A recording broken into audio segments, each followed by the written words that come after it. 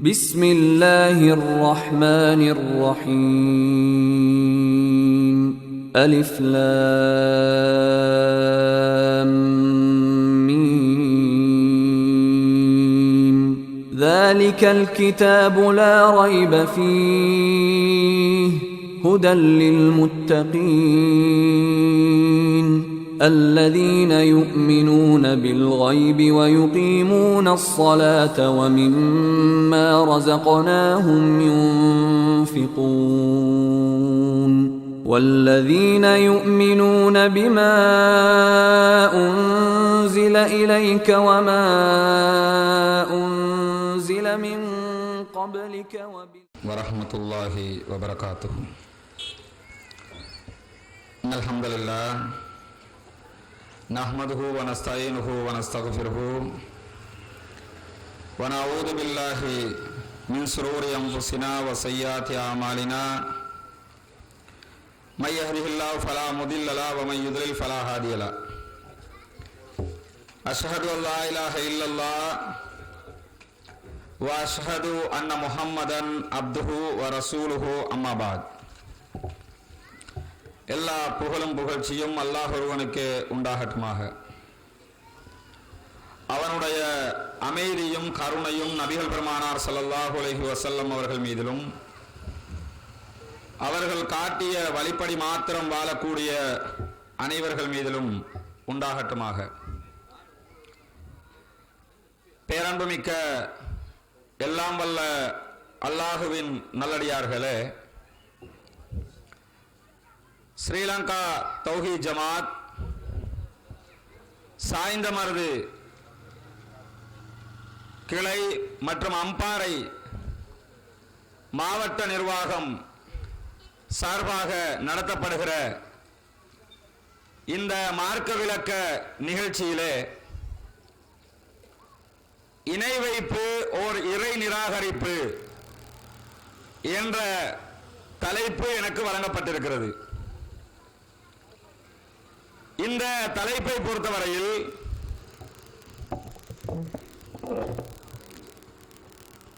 இலங்கையினுடைய பல பாகங்களிலும் எல்லா திக்குகளிலும் பேசப்பட வேண்டிய ஒரு அடிப்படையான முக்கியமான தலைப்பாக இது அமையப்பட்டிருக்கிறது. காரணம் என்னவென்றால், இஸ்லாமிய மார்க்கத்தை பொறுத்தவரையில் இந்த உலகத்திலே இருக்கிற அனைத்து மதங்களையும் விட, அனைத்து கொள்கைகளையும் விட, அனைத்து சித்தாந்தங்களையும் தாண்டி இவை எல்லாவற்றுக்கும் நேர்முரணாக இருக்கக்கூடிய ஒரு தெளிவான கொள்கையாக இஸ்லாமிய மார்க்கத்தினுடைய அடிப்படை கொள்கை காணப்படுகிறது. இன்றைக்கு நாம் வாழுகிற இந்த உலகத்திலே பலவிதமான கடவுள் நம்பிக்கை கொண்டவர்கள் நம் மத்தியிலே வாழ்ந்து வருகிறார்கள். அல்லாஹ்வை மாத்திரம் வணங்க வேண்டும் என்று சொல்லக்கூடிய உண்மை ஏகத்துவ கொள்கையை ஏற்றுக்கொண்டு ஏகத்துவவாதிகளும் வாழுகிறார்கள். இதே நேரத்தில் சிலைகளை வணங்கக்கூடிய, சிலைகளுக்கு சாஷ்டாங்கம் செய்யக்கூடிய தெளிவான இறை மறுப்பிலே இருக்கக்கூடியவர்களும் நமக்கு மத்தியிலே வாழுகிறார்கள். அதே போன்று கடவுளே இல்லை, உலகம் என்பது இயற்கையாகத்தான் உருவாகியது, கடவுளை நம்புவன் மூடன் முட்டாள் என்று சொல்லிக்கொண்டு கடவுள் நம்பிக்கையை முற்றுமுழுதாக மறுக்கக்கூடிய நாத்திகர்களும் இன்றைக்கு வாழ்ந்து வருகிறார்கள். இதற்கெல்லாம் உள்ளாக அனைத்துக்கும் முத்தாய்ப்பாக முஸ்லிம்கள் என்று சொல்லிக்கொண்டு குர்ஆன் தான் எங்களுடைய வேதம் என்று ஒப்புக்கொண்டு நபிகள் நாயகம் தான் நாங்கள் பின்பற்றக்கூடிய தலைவர் என்று ஏற்றுக்கொண்டு நபிகள் நாயகத்திற்கு எதிராகவும் குர்ஆனுக்கு எதிராகவும்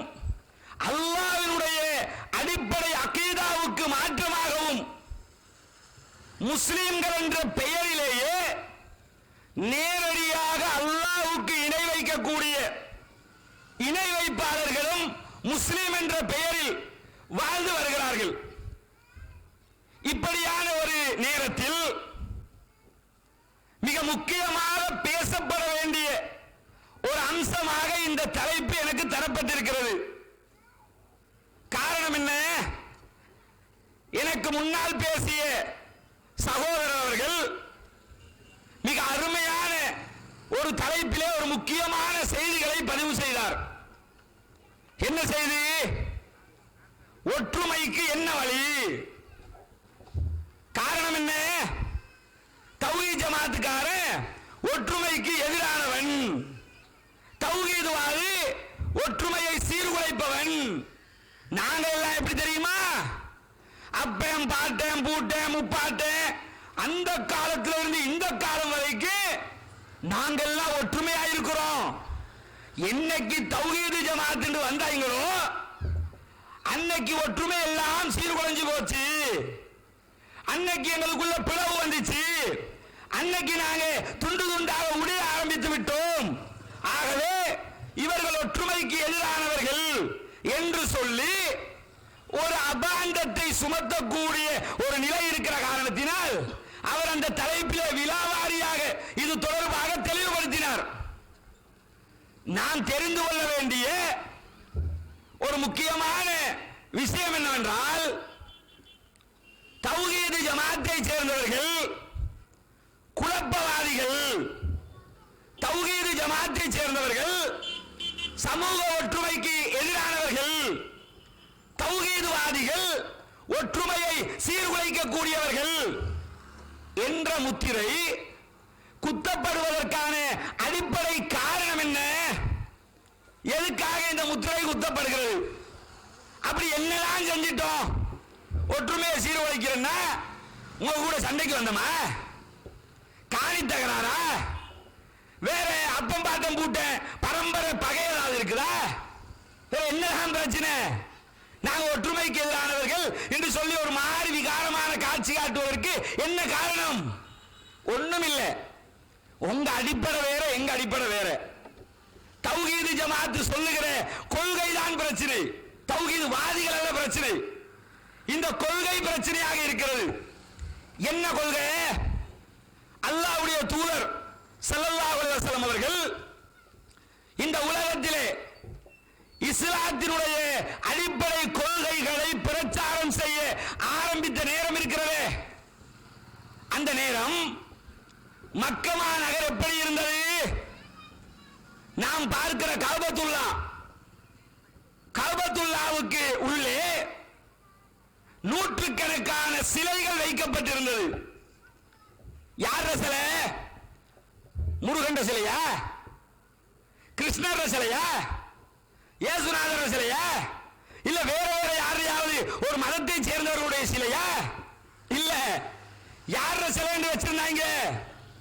இப்ராஹிம் நபி, இஸ்மாயில் நபி, இஸ்ஹாக் நபி என்று சொல்லி நபிமார்கள், நாதாக்கள், சுவதாக்கள் என்று சொல்லி அவங்க தான் இவங்க என்று அவர்களுடைய சிலைகளை வைத்து கஅபத்துல்லாவுக்குள்ளேயே சிலை வணக்கம் செய்து கொண்டிருந்தார்கள். அந்த நேரத்தில் தான் நபிகள் நாயகம் ஸல்லல்லாஹு அலைஹி வஸல்லம் அவங்க இந்த ஏகத்துவ பிரச்சாரத்தை ஆரம்பிக்கிறார்கள். என்ன பிரச்சாரம்? லா இலாஹ இல்லல்லாஹ் முஹம்மதுன் ரசூலுல்லாஹ். இது எல்லாருக்கும் தெரிஞ்சது தானே. லா இலாஹ இல்லல்லாஹ் முஹம்மது ரசூலுல்லாஹ் தெரியாதா? அதான் பள்ளிக்கூடத்திலே சொல்லி தந்துருவாங்களே. பள்ளிக்கூடத்துக்கு போனா ரெண்டு விஷயம் மறக்காம சொல்லி தருவாங்க எல்லா ஆலிம் சாவும். என்ன தெரியுமா? அவங்களுக்கு புரியுதோ இல்லையோ நல்லா சொல்லி தந்துருவாங்க. ஏதோ சொல்லி தருவாங்க. அவ்வல் கலிமா தையிபு, 5 கலிமா வச்சிருக்காங்கல்ல. இந்த 5 கலிமா கான்செப்டே இஸ்லாத்துல இல்ல. இருக்கிறது ஒண்ணே ஒண்ணுதான். என்னது? லா இலாஹ இல்லல்லாஹ் முஹம்மது ரசூலுல்லாஹ். லா இலாஹ இல்லல்லாஹ் முஹம்மது ரசூலுல்லாஹ் மனப்பாடம் பண்ண வச்சிருவாங்க. இரண்டாவது என்ன? எங்கள் நெய்னார். எங்கள் நெய்னார் தெரியுமில்ல? இப்ப புதிய பசங்களுக்கு தெரியாம இருக்கும். இந்த தௌஹீதுடைய எழுச்சிக்கு பிறகு எங்கள் நெய்னாரையும் காணும், உங்கள் நெய்னாரையும் காணும். எங்கள் நெய்னார் என்னவா? முகமது நபியை பத்தி கொஞ்சம் சொல்லுப்பான்னா இப்படி கண்ணை மூடிக்கிட்டு என்ன செய்வாங்க? எங்கள் இணையினார் முகமது நபி ஸல்லல்லாஹு அலைஹி வஸல்லம் அவர்கள் மக்காவில் பிறந்தார்கள், மதீனாவில் மரணித்தார்கள், தாயார் பேர் ஆமினா, தந்தையார் பேர் அப்துல்லா, எனக்கு இதுக்கு மேல் மறந்துருச்சு. புரியுதா? இப்படி ஒன்று சொல்லி தருவாங்க மனப்பாடத்துல. முகமது நபியை பத்தி சொல்லுப்பான்னா இப்படி ஒரு மனப்பாடத்துல ஒன்று சொல்லுவாங்க கிளிப்புள்ள மாதிரி.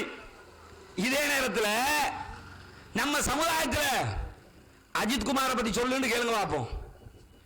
அவன் குடும்பம் என்ன, பாரம்பரியம் என்ன, பொஞ்சாதி பேர் என்ன, புள்ள பேர் என்ன, அவன் அப்படி இப்படி எல்லாரும் சொல்லுவாங்க. அது எப்படி சொல்லுவான்? உள்ளத்தால உணர்ந்து சொல்லுவான். முகமது நபியை பத்தி கேட்டா மனப்பாடத்தில் சொல்லுவான். நம்ம சமுதாயம் எப்படி ஆக்கப்பட்டு தெரியுமா? முகமது நபியை பத்தி மனப்பாடம் தான் நமக்கு தெரியும். நிறைய உலமாக்களை பார்க்கிறோம்ல, குர்ஆன்ல 30 ஜுஸு மனப்பாடம். ஆனா அதுல என்ன இருக்குன்னு யாருக்கும் தெரியாது. 30 ஜுஸு அழகா ஓடுவாரு. ஆனா இந்த 30 ஜுஸுல இப்படி இப்படி இருக்குதேப்பா, அல்லாஹ் இப்படி சொல்லி இருக்கிறானே, அவன் தூதர் இப்படி சொல்லி இருக்கிறாங்களே என்று கேட்டா அது தெரியாது. கிளிப்புள்ள மாதிரி மனப்பாடம் பண்ணி வச்சிருப்பாங்க. இந்த நேரத்தில் லா இலாஹ இல்லல்லாஹ் முஹம்மதுர் ரசூலுல்லாஹ் என்ற இந்த அடிப்படை திருக்கலிமாவை அன்னலார் பெருமானார் ஸல்லல்லாஹு அலைஹி வஸல்லம் அவர்கள் மக்கமா நகரிலே பிரச்சாரம் செய்கிறார்கள். பிரச்சாரம் செஞ்சா முகமது நபியே ரொம்ப அருமையான கொள்கை, ரொம்ப சூப்பரான கொள்கை, தங்கமான கொள்கை என்று சொல்லி கட்டி அணைச்சுக்கிட்டானா? பாராட்டி வரவேற்றானா? அல்லது வேற வேற முறைகள்ல நபிகள் நாட்டுக்கு பாராட்டு விழா வச்சானா? இல்ல. என்ன செஞ்சா? இந்த கொள்கையை சொல்லும் வரைக்கும் நபிகள் நாயகம் அவர்கள் அந்த சமுதாயத்திலே மிகப்பெரிய பேறு பெற்ற புகழ் பூத்த மகானாக மதிக்கப்பட்டார்கள். இந்த கொள்கையை சொன்னதோடு சொந்தக்காரர் உறவுக்காரர் நபிகள் நாயகத்துக்கு மண்ணை வாரி தூவினார். நாசமா போவாய், தப்பன் லக்கயா முஹம்மத், அலிகாதா ஜமாத்தனா, முகமதே நாசமா போக, இதுக்கு தான் எங்களை எல்லாரையும் கூப்பிட்டியா? உன்னை நபின்னு நம்ப வைக்கிறதுக்கு தான் சொன்னியா என்று சொல்லி எதிர்க்க ஆரம்பித்தார்கள். ஏன் எதிர்த்தாங்க தெரியுமா? அந்த லா இலாஹ இல்லல்லாஹ் திருக்கலிமா என்பது அரபில சொல்லும் போது நமக்கு கேட்கிறதுக்கு கொஞ்சம் எதுகை மோனையோட அழகா இருக்குது. அதனுடைய பொருள் இருக்குது, கருத்து இருக்குது. அது இந்த ஏகத்துவத்துக்கு எதிரான இணை வைப்பவர்களை ஈட்டியால் குத்துவதற்கு சமானமானது. அல்லாஹ் நினைச்சிருந்தா இந்த கொள்கையை லா இலாஹ இல்லல்லாஹ் அல்லாஹ்வை தவிர வேறு கடவுள் இல்லை என்று சொல்றத அல்லாஹ் தான் கடவுள் என்று போயிருக்கலாமா இல்லையா? அல்லாஹ் தான் கடவுள் அப்படி சொல்லிட்டு போயிருக்கலாம். ஆனா அல்லாஹ் அப்படி சொன்னானா? அப்படி சொல்லல. அல்லாஹ்வை தவிர வேறு எதுவும் கடவுள் இல்லைன்னா எதிர்மறையா அல்லாஹ் சொல்லி காட்டுறான். ஏன் எதிர்மறையா சொல்லி காட்டுறான்? அல்லாஹ் தான் கடவுள்னா மக்காக்காரன மறுக்கலையே. ஆமா, அல்லாஹ் கடவுள் தான், லாத்தும் கடவுள் தான், உஸ்ஸாவும் கடவுள் தான், மனாத்தும் கடவுள் தான், எல்லாம் கடவுள், அல்லாஹ்வும் கடவுள்னு கேட்டான். அதனாலதான் அல்லாஹ் என்ன செய்யறான்னு கேட்டா, அல்லாஹ் கடவுள் என்று சொல்லாமல் அல்லாஹ்வை தவிர வேறு எந்த கடவுளும் இல்லை என்று சொல்லி அனைத்து கடவுள் பேரில் இருந்த அத்தனையும் இல்லை என்று அல்லாஹ் தஆலா டிக்ளரேஷன் பண்றான். முடிஞ்சு போச்சு. இந்த கொள்கையை கேட்டா அல்லாஹ் அல்லாதவற்றை வணங்குபவர்களுக்கு எப்படி இருக்கும்? பாராட்டுவார்களா? சீராட்டுவார்களா? நம்மளை தூக்கி தலை வச்சு கொண்டாடுவார்களா? என்ன சொன்னாங்க? முகமதே நீர் குழப்பக்காரர், உங்களுக்கு பைத்தியம், இவருக்கு சூனியம் வைத்து விட்டார்கள், இவர் அப்படி ஆக்கும் இப்படி ஆக்கும் என்று சொல்லி முகமது நபி எந்த நாவால அஸ்ஸாதிக் அல் அமீன் என்று புகழ்ந்தார்களோ அதே நாவால என்ன செய்ய ஆரம்பிச்சாங்க? முகமது நபியை தூற்ற ஆரம்பித்தார்கள். முகமது நபிக்கு எதிராக பேச ஆரம்பித்தார்கள். காரணம் இந்த அடிப்படை கொள்கை. இந்த அடிப்படை கொள்கை எடுத்துக்கிட்டீங்கன்னா உலகத்தில் எந்த முஸ்லீம் போய் கேட்டாலும் லா இலாஹ இல்லல்லாஹ் முஹம்மது ரசூலுல்லாஹ் பாரு, அது உண்மைதான். லா இலாஹ இல்லல்லாஹ் முஹம்மது ரசூலுல்லாஹ். சரிப்பா, லா இலாஹ இல்லல்லாஹ் முஹம்மது ரசூலுல்லாஹ்வை எல்லாருமா சேர்ந்து நடைமுறைப்படுத்துவோமா?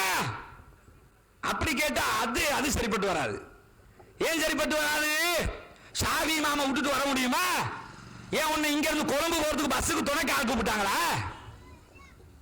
தொழுவி இமாம விட்டுட்டு வர முடியுமா? ஏன் அங்க இருந்து ரிட்டர்ன் வரதுக்கு பக்கத்து சீட்ல அவர் உட்கார்ந்து வரணுமா? என்ன நினைச்சுக்கிட்டு இருக்கிறாங்க? துணைக்கு இந்த இமாம்களை விட்டுவிட்டு, அறிஞர்களை விட்டுவிட்டு, அல்லாமது ஷேக்குகளை விட்டுவிட்டு, இந்த அவுலியாக்களை விட்டுவிட்டு, நாதாக்களை விட்டுவிட்டு, சோதாக்களை விட்டுவிட்டு, நாங்கள் எப்படி அப்பா அல்லாஹ் அவருடைய தூதரும் சொன்னதை மாத்திரம் தான் கேட்க முடியும் என்று என்னை ஏற்றுக்கொள்வது? நமக்கு இதெல்லாம் புரியுமா? இமாம்களுக்கு தானே புரியும். நமக்கு குர்ஆன் புரியாது, ஹதீஸ் புரியாது. குர்ஆன் புரியாது, ஹதீஸ் புரியாதுன்னா 7 வருஷம் குப்பை ஓட்டினீங்களா?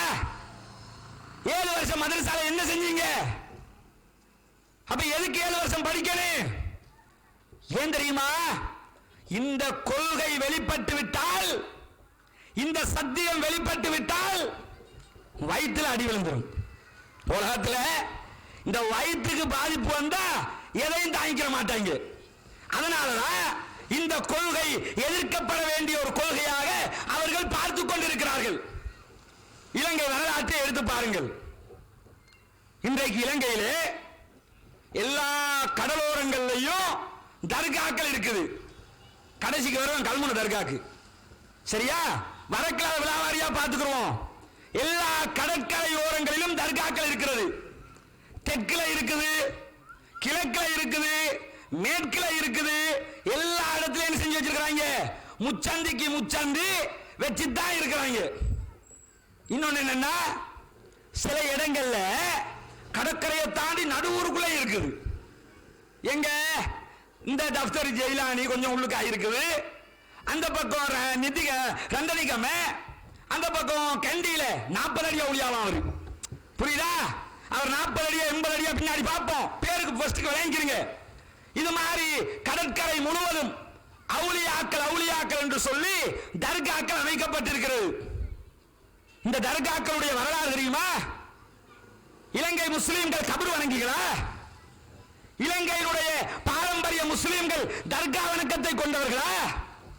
இலங்கைக்கு இஸ்லாம் வரும்போது இவர்கள் இன்றைக்கு சொல்லுகிற விதத்தில் தான் இஸ்லாம் இலங்கைக்குள் நுழைந்ததா? கிடையவே கிடையாது. இஸ்லாம் பியூரா தான் நாட்டுக்குள்ள வந்துச்சு. பக்கத்து நாடு இந்தியாவுக்குள்ள பியூரா தான் போனது. கேரளாவுக்குள் சரியாகத்தான் நுழைந்தது. இலங்கைக்குள்ளும் சரியாகத்தான் நுழைந்தது. இன்னைக்கும் இந்தியாவில் தர்காக்கள் இருக்குது. ஆனா இந்தியாவில் இன்னைக்கும் அந்த வரலாறுகள் பாதுகாக்கப்பட்டிருக்குது. எப்படி இஸ்லாம் உள்ள வந்ததுன்னு இலங்கையிலும் பாதுகாக்கப்பட்டிருக்கிறது. நமக்கு தெரியல. சில இடங்கள்ல மன்னார்ல பழங்கால கபர் ஒன்று கண்டுபிடிக்கப்பட்டது. அந்த கபரில் இருந்து ஒரு கல்வெட்டு கண்டுபிடிக்கப்பட்டது. அந்த கல்வெட்டுல என்ன இருக்கு தெரியுமா? தெளிவா கல்வெட்டுல என்ன எழுதி வச்சிருக்காங்க? இன்னக்கலா துஸ்மிஉல் மௌதா, நபியே செத்து போனவனுக்கு காது கேட்காது, உங்களால காது கேட்க செய்ய முடியாது என்ற வசனத்தை எழுதி கபரில் ஒரு அடையாள கல்லாக வைத்திருக்கிறார்கள். எதுக்கு இதை வச்சாங்க? அந்த காலத்தில் இருந்தவங்களுக்கு தெரியும், பிற்காலத்தில் வர நம்ம மகான்கள் இந்த ஆள் அவுளியா ஆக்கிடுவாங்க, அதனால முட்கூட்டிய இந்த ஆள் அவுளியா கிடையாதுன்னு எழுதி வச்சுட்டாங்க. காது கேட்காதுன்னு எழுதி வச்சுட்டாங்க. இலங்கை நாட்டுக்குள் இஸ்லாம் வரும்போது மிக தெளிவாக நுழைந்தது. லா இலாஹ இல்லல்லாஹை புரிந்து கொண்ட முஸ்லிம்கள் இருந்தார்கள். அல்லாஹ்வை மட்டும் வணங்க வேண்டும் என்று சொன்னார்கள். அவன் தூதரை மட்டும் பின்பற்ற வேண்டும் என்று சொன்னார்கள். ஆனா இன்னைக்கு என்ன நிலைமை? அவுலியாக்களையும் மகான்களையும் நாதாக்கள் சோதாக்கள் என்று சொல்பவர்களையும் அவர்களிடத்தில் பிரார்த்தித்துக் கொண்டு அவர்களை வணங்கிக் கொண்டு அவர்களுக்கு பூஜைகள் செய்து கொண்டு இருப்பவர்கள் தங்களை முஸ்லிம்கள் என்று அடையாளப்படுத்துகிறார்கள். அதே போன்று சூபிச கொள்கை, வழிகட்ட சூபிச கொள்கையை ஏற்றுக்கொண்டிருப்பவர்கள் உண்மை உலமாக்கள் என்று அடையாளப்படுத்தப்படுகிறார்கள். அந்த அளவுக்கு இஸ்லாத்தினுடைய தாற்பயத்தை சீரழித்து வைத்திருக்கிறார்கள். இலங்கை வரலாற்றில் இந்த ஏகத்துவ கொள்கை துளிர்விட்ட இடங்களில் இந்த பகுதியும் ஒரு முக்கியமான இடம். தர்வேஷ் ஆதியார் அவர்கள் இந்த கொள்கையை இந்த ஏரியாவில் ஆரம்ப காலகட்டத்திலேயே பிரச்சாரம் செய்தார். ஏகத்துவ கொள்கையை அல்லாஹ்வை மட்டும் வணங்க வேண்டும், வேறு யாரையும் வணங்கக்கூடாது. இந்த கொள்கையை பிரச்சாரம் செய்தார். அப்படி இந்த கொள்கை என்னதான் இருக்குது, அப்படி மற்றவங்க என்னதான் செய்யறாங்க அப்படின்னு பாத்தீங்கன்னா, அல்லாஹ் தஆலா திருமறை குர்ஆனிலே மிக தெளிவாக சொல்லுகிறான். இத்தபியூ மா உன்சில இலைக்கும் மிர் ரப்பிக்கும், உங்கள் ரப்பிடமிருந்து, உங்கள் இறைவனிடமிருந்து, உங்கள் அல்லாஹ்விடமிருந்து உங்களுக்கு எது இறக்கப்பட்டதோ அதைத்தான் நீங்கள் பின்பற்ற வேண்டும்.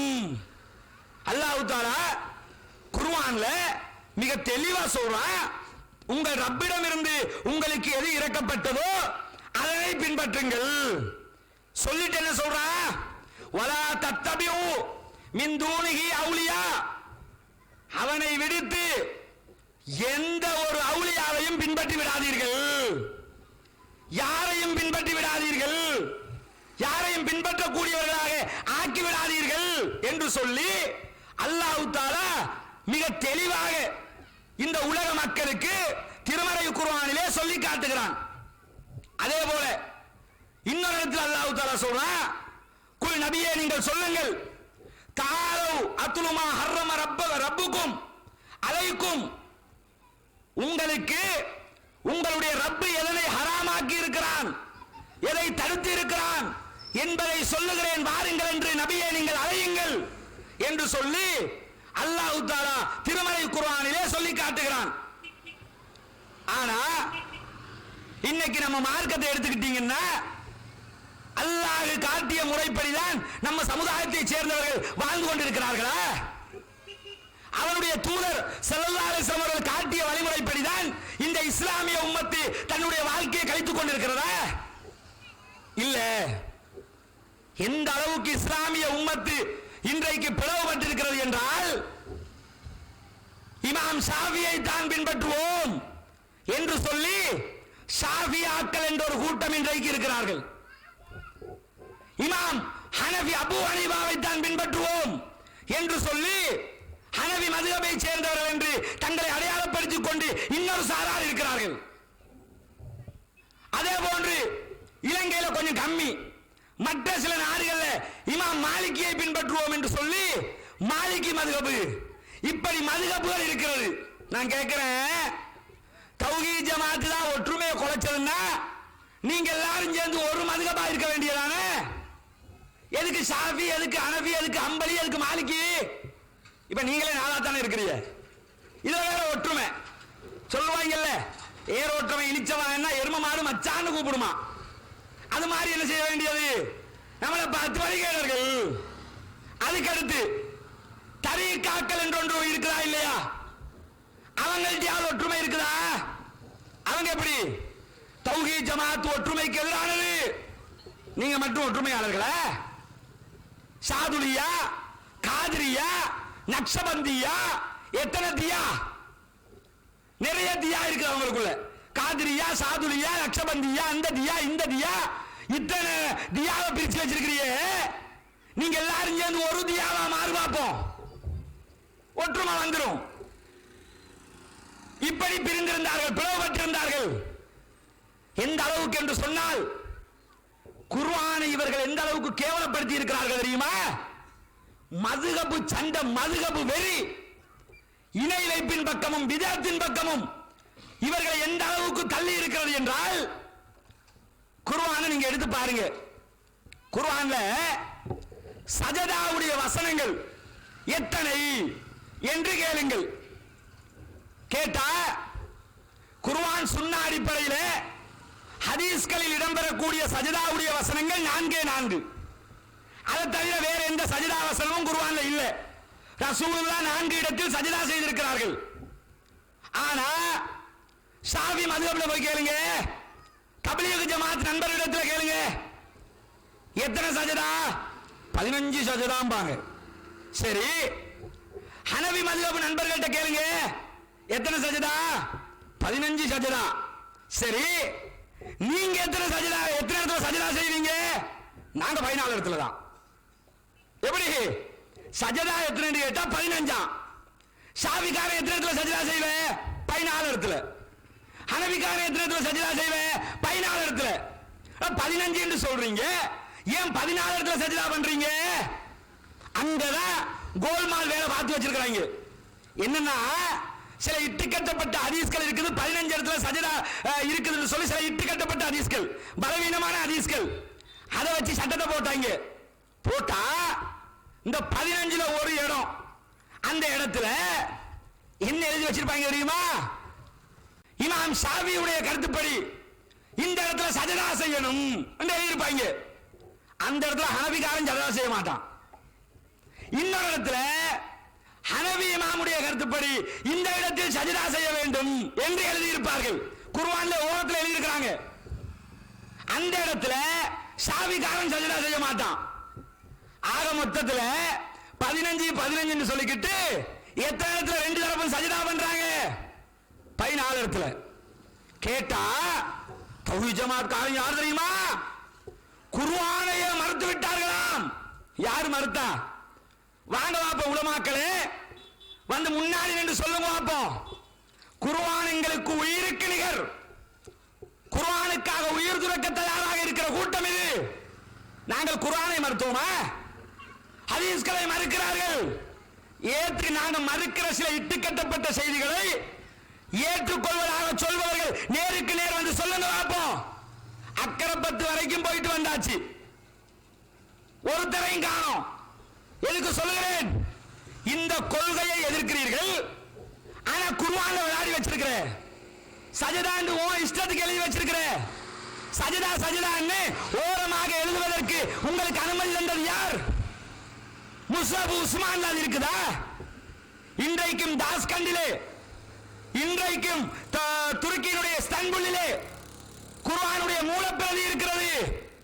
அங்க நீங்க செஞ்ச கோல்மால் வேலை அதுல இருக்குதா? இல்ல. ஷாஃபி இமாம் கருத்துப்படி, ஹனபி இமாம் கருத்துப்படி உஸ்மான் ரலியல்லாஹு அன்ஹு எழுதி வச்சிருக்காங்களா? இல்ல. அப்ப நீ எப்படி எழுதி வச்ச? மதுஹப் வெறி, மதுஹப்களுடைய வெறி தலைக்கடிச்சு குர்ஆனிலே விளையாடுகிற அளவுக்கு இவர்கள் சென்றார்கள். நபிகள் நாயகம் ஸல்லல்லாஹு அலைஹி வஸல்லம் அவர்கள் சஹாபாக்களுக்கு மத்தியிலே அமர்ந்து கொண்டு ஒரு கோடு வரைகிறார்களாம். ரசூலுல்லாஹ் ஒரு நேர்கோட்டை வரைந்து எப்படி அருமையா விளங்கப்படுத்துறாங்க பாருங்க. ஒரு நேர்கோட்டை ரசூலுல்லாஹ் கீறுறாங்க. கீறிட்டு அதனுடைய வலது பக்கமாகவும் இடது பக்கமாகவும் இன்னும் சில கோடுகளை ரசூலுல்லாஹ் வரைகிறார்கள். வரைந்து விட்டு என்ன சொல்லுகிறார்கள் தெரியுமா? மக்களே, இதோ நான் வரைந்தேனே முதலாவது நேர்கோடு, இதுதான் என்னுடைய வழி. எந்த வழியா? இந்த நேரா வரைஞ்சிருக்கிற முதல் கோடு என்னுடைய வழி.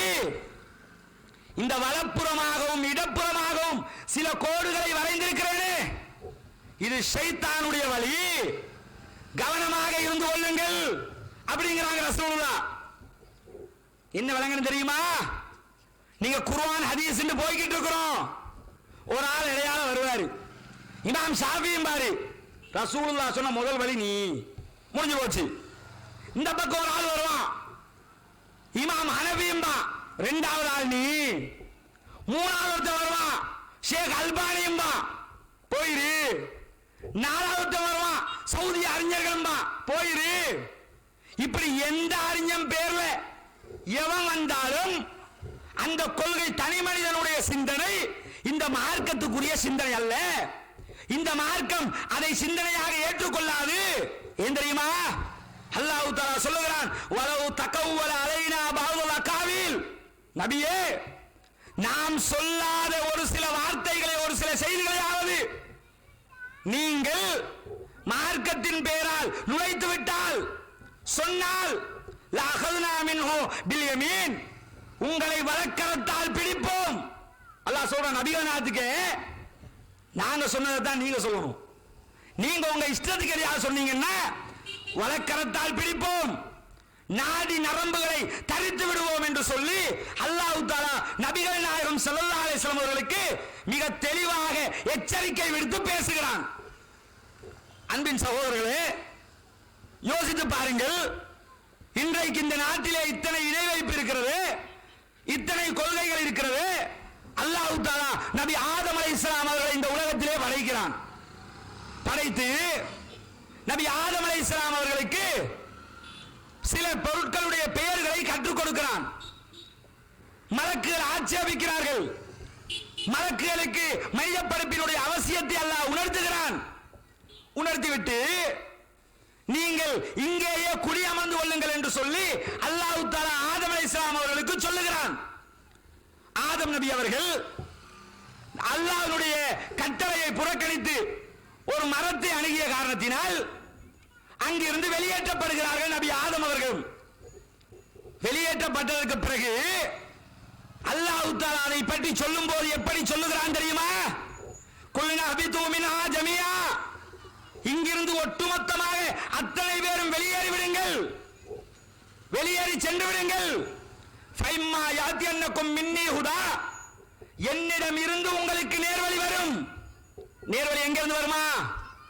அல்லாஹ்விடத்தில் இருந்து வருமா? என்னிடம் இருந்து நேர்வழி வரும்.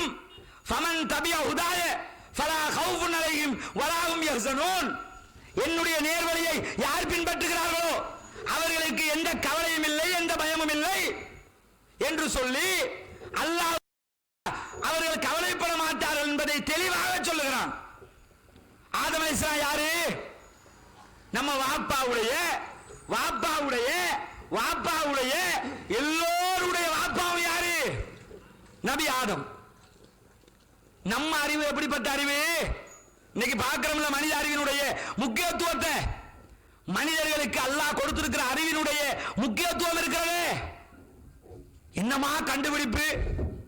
வானத்தில் பறக்கிற விமானம், ராக்கெட்டு, சந்திரனுக்கு போறான், செவ்வாய்க்கு போறான், இங்க இருந்தா இன்னொருத்தரோட போன் பேசுறான், எஸ்எம்எஸ் எழுத்து போகுதுங்க. ஆச்சரியமா இல்லையா? எஸ்எம்எஸ் அனுப்புறோம், இன்னொருத்தர் ஒரு மொபைல்ல இருந்து இன்னொரு மொபைலுக்கு எழுத்து போகுதா இல்லையா? எவ்வளவு ஆச்சரியமான அறிவியல் உண்மைகள்! இவ்வளவு பரந்துபட்ட அறிவை கொண்ட மனிதனாக இன்றைய காலத்தில் மனிதர்கள் இருக்கிறார்களே. நமக்கே இவ்வளவு அறிவுன்னா நம்ம வாப்பா ஆதம் அலைஹிஸ்ஸலாம் அவங்களுக்கு எம்பிட்டு அறிவா இருக்கும் யோசிச்சு பாருங்க. ஆதம் நபியிட பிள்ளையிட பிள்ளையிட பிள்ளையிட பல பரம்பரைகள், பல தலைமுறைகள் தாண்டின நம்ம சமுதாயத்துக்கு, இப்ப இருக்கிற உம்மத்துக்கு இவ்வளவு அறிவு என்று சொன்னா, முதல் மனிதர் ஆதமுக்கு அல்லாஹ் எவ்வளவு அறிவை கொடுத்திருப்பான். அந்த ஆதமுக்கு அல்லாஹ் சொல்ற பதில் என்ன? ஃபைம்மா யாத்தியன்னக்கும் மின்னி ஹுதா, எங்கிட்ட இருந்து தான் நேர்வழி வரும். உங்களுக்கு அறிவு இருக்கலாம், உங்களுக்கு நான் நிறைய அறிவை தந்திருக்கிறேன், அறிவு இருக்குது, சிந்திக்கிற திறன் இருக்குது. அது இருந்ததுனால நேர்வழி அதை வச்சு கண்டுபிடிக்க முடியாது. நேர்வழியை நான் தான் தருவேன், எது சரியான வழிங்கிறத நான் தான் உங்களுக்கு காட்ட வேண்டும் என்று சொல்லி அல்லாஹ் தஆலா மிக தெளிவாக நபி ஆதம் அலைஹிஸ்ஸலாம் அவர்களுக்கு சொல்லுகிறான். நபி ஆதமுக்கே இந்த நிலைன்னா நம்முடைய நிலை என்ன? நாம ஆதம் நபியோட பெரியாளா? அவரை விட புத்திசாலியா? அவரை விட பெரிய அறிவாளியா? நம்முடைய நிலைமை என்ன? நாம் அல்லாஹ் தந்த நேர்வழியை தான் பின்பற்ற வேண்டும், குர்ஆனை பின்பற்ற வேண்டும், ஆதாரபூர்வமான நபிமொழிகளை பின்பற்ற வேண்டும். ஆனா இன்றைக்கு நிலைமை என்ன? மதுஹபுகள், தரீகாக்கள் என்று சொல்லி பல பிரிவுகள். இந்த கருத்தை சொல்லக்கல என்ன சொல்லுவாங்க தெரியுமா? அவங்க யார் தெரியுமா? அப்படிம்பாங்க. அப்படின்னா யாரா? விரலாட்டி ஜமாத்து. என்ன பேரு? அல்லாஹ் சொன்னா கேளு, அவன் தூதர் சொன்னா கேளுன்னா பேர் என்னையா? விரலாட்டி ஜமாத்து.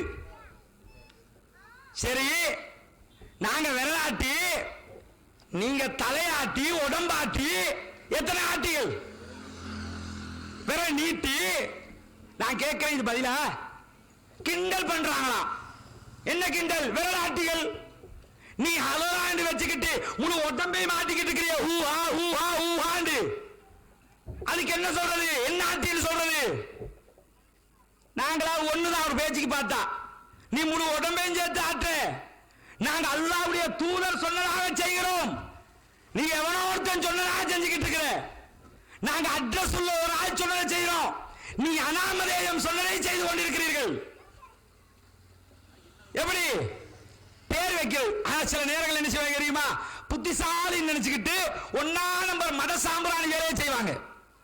என்ன பேர்? இந்தியாவில் இந்த கொள்கை வரவுற நேரத்தில் அந்நஜாத் ஒரு பேப்பர் போட்டாங்க. அங்க தௌஹீத்வாதிகளுக்கு பேர் என்ன தெரியுமா? நஜாத்துக்காரன். நஜாத்துன்னா என்னன்னு தெரியுமா உனக்கு? அந்நஜாத்துண்டா என்னன்னு தெரிஞ்ச பேர் சொல்லுவியா? நஜாத் கேவலமா சொல்றேன்னு புகழ்ந்து பேசுறது. அதே மாதிரி வஹாபிகள் எடுத்துக்கலாம். என்ன இவர்கள்? வஹாபிகள். ஆமா, வஹாபிகள் தான். பெருமைப்படுகிறோம், சந்தோஷப்படுகிறோம். இன்னும் சொல்லி எல்லா இடத்துலயும் சொல்லி. எதுக்கு வஹாபின்னு சொல்ல தெரியுமா? முகமது இப்னு அப்துல் வஹாப் ரஹ்மத்துல்லாஹி இருக்காங்களே, அவங்களோட பேர் அப்துல் வஹாப்ங்கிறதுனால என்னையா அந்த வஹாப்ன்ற பேரை வச்சு வஹாபிகள் என்று சொல்றோம். அதுக்கு முன்னாடி முகமதுன்னு பேர் வருது, முகமதியாக்கள் சொல்ல வேண்டியதானே. அப்படி சொன்னா அவன் அந்த லிஸ்ட்ல இல்லாமல் ஆயிடுவான்னு தெரியும். அதனால வஹாபிகள்ங்கிறது, வஹாப் என்றால் வள்ளல் என்று அர்த்தம். புரியுதா? சொல்லிட்டு போ. இப்படி பேர்களை சொல்லி அழைச்சு இவர்கள் எப்படிப்பட்டவர்கள்? இவர்கள் இஸ்லாத்தை குளிதோண்டி புதைக்க வந்திருக்கிறார்கள். இஸ்லாத்தை வாழ வைக்க வரவில்லை. இவர்கள் இஸ்லாத்துக்கு எதிரானவர்கள், இஸ்லாத்தை அழிக்கிறார்கள் என்று சொல்லி இந்த கொள்கையை கேவலப்படுத்தி நீங்கள் பேசுகிறீர்கள். நான் கேட்கிறேன், இந்த புனிதமிக்க இஸ்லாமிய மார்க்கத்துக்குள், ஏகத்துவ சிந்தனைக்குள், அல்லாஹ்வை மட்டும்தான் வணங்க வேண்டும் என்ற உண்மையான தத்துவத்துக்குள் இத்தனை வழிகேட்டை கொண்டு வந்து நுழைத்தீர்களே, எங்கிருந்து கொண்டு வந்தீங்க? இந்த தர்காக்களுக்கும் இஸ்லாத்திற்கும் என்ன சம்பந்தம்? தர்காக்கள் இஸ்லாத்துக்கு சம்பந்தம் இருக்குதா? மன்னரை வழிபாடும் கல்லறை வழிபாடும் இஸ்லாத்துல உண்டா? லா துஸல்லு இலல் குபூர், கபர்களை முன்னோக்கி தொழாதீர்கள். அல்லாஹ் தஆலாவுடைய தூதர் மிக தெளிவாக சொன்னார்களே, கபர்களை நோக்கி தொழாதீர்கள் என்று.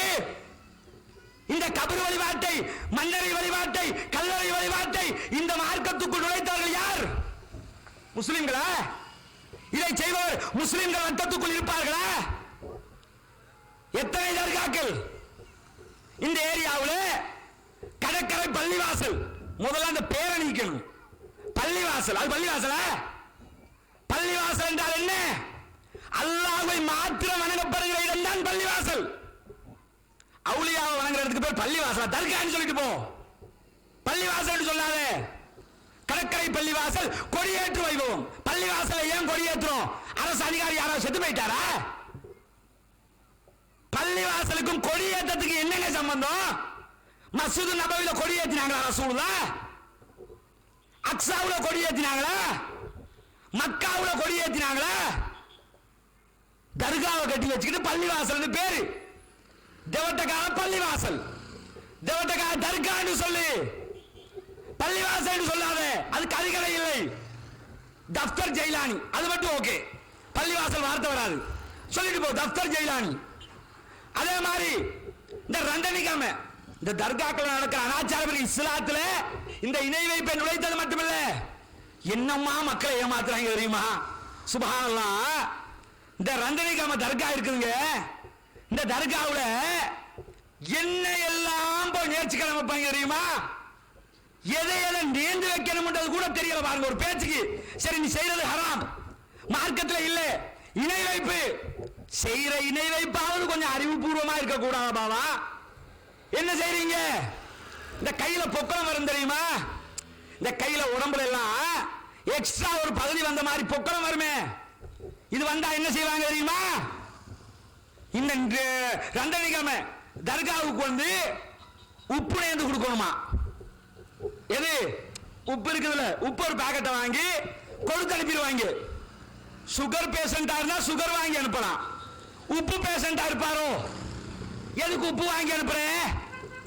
உப்பு வாங்கி அனுப்புறேன் 2 ரூபா சில்லற காசு உண்டியல்ல போடுங்கன்னு அனுப்புறது. இப்படி அனுப்பி விட்டுட்டா அந்த இது வந்து என்ன செய்யுமா? பொக்கலம் வந்து இல்லாம போயிருமா?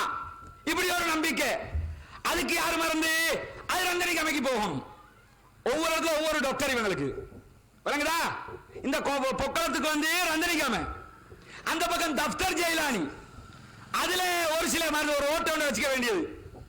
அதுக்குள்ள ஜின்னு வந்திருக்கு மண்ணு வந்திருக்குன்னு சொல்லிட்டு ஒரு வெளிச்சத்தை காட்டி கொண்டு இன்னொரு அவுளியா ஏமாத்திக்கிட்டு இருக்கிறது, அவுளியா என்ற பேர்ல. அதே மாதிரி இந்த கோல்ட் டிஸ்ட்ரிக்ட் போய் பாத்தீங்கன்னா காலி ஆரம்பிக்கிற கின்தொட்டை, காலி, வெலிகமை இது மாதிரி ஏரியாவில் பாத்தீங்கன்னா ஒவ்வொரு தர்காவிலும் கதையை கேளுங்க. இந்த கின்தொட்டையில ஒரு தர்கா இருக்குதுங்க. இந்த அவுலியா எப்படி இந்த அவுலியாவுக்கு பேர் வந்துச்சு, யார் இந்த அவுலியா, எப்படி வந்தாருன்னு போய் கேளுங்க. சொல்ற கதைகள் இருக்குது, சினிமா டைரக்டர் மாதிரி ஓட்டு போயிடுவாங்க. அப்படி கதை சொல்லுவாங்க. என்ன கதையா? ஒரு கதையை சொல்றேன். ஒரு தர்கா இருக்குது எங்க கின்தொட்டையில. அந்த தர்காவுல ஒரு யானையுடைய காலடி அச்சு என்று சொல்லி வெட்டி வச்சிருக்காங்க. சரி, இந்த அவுலியா எப்படி வந்தாரு, யாரு இந்த மகான் என்று கேட்டா, அது கடல்ல யானையில வந்த அவுலியா இவரு. கடல்ல யானையில வந்தாரா? கடல்ல கப்பல்ல வருவாங்க, தோணியில வருவாங்க, போட்ல வருவாங்க, நீஞ்சு கூட வருவாங்க, மூழ்கி சுழியோடி கூட வருவாங்க. யானையில வர முடியாத உலக வரலாற்றில் முதல் தடவையா யானையில வந்தாங்களோ?